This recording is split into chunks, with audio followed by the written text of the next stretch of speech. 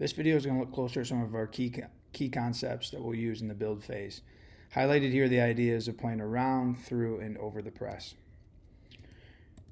So as you'll see here, just 3 animations to highlight some areas that we're going to go into deeper.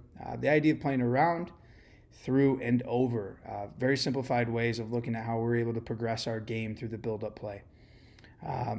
Around being, we're going to look to play around the defensive block, through, pretty self-explanatory, through the defensive block, and over, we're going to skip and try to find the pockets of space that exist behind lines of pressure or the defensive block.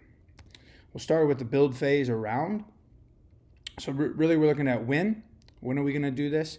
Usually the press is going to deny central space and force the game out wide to us. Even in the demonstration of the video here, our center back is dribbling forward.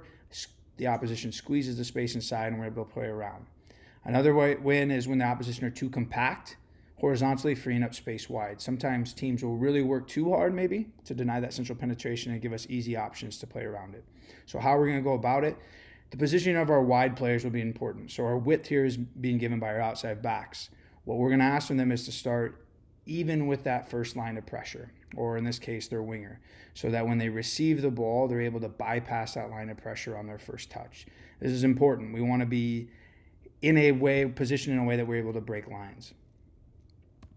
The next option is just thinking about if we're not able to play wide and they're forcing the game inside. So we're looking at build phase through. So when the press is forcing us to play inside, cutting out our width. Oftentimes you'll see this as a solution also when we're seeing man-oriented pressing strategies, especially against our midfielders. So as the ball starts to roll, their winger cuts out our outside back, our 10 is able to arrive, and we're able to progress through the third player, which would happen to be our left back. So how about this? So, we're really looking at well-timed arrival movements. So the 10 or the attacking man and the 8 have to arrive at the right time. So as the 5 is able to receive and look up and make that visual cue, they're able to come off and create space away from their marker or find that pocket of space to receive and quickly bounce it out to the free player, which is the outside back. Another thing is the well-timed arrival movements of the player below the ball. So the 3 has to be able to create or to time his movement so that they're able to receive the ball safely from the 10 and still play forward. We don't want our left back to go bombing past the ball and cut the angle off of the attacking mid to be able to find his solution. And finally, looking at the build phase over, when would this possibly happen?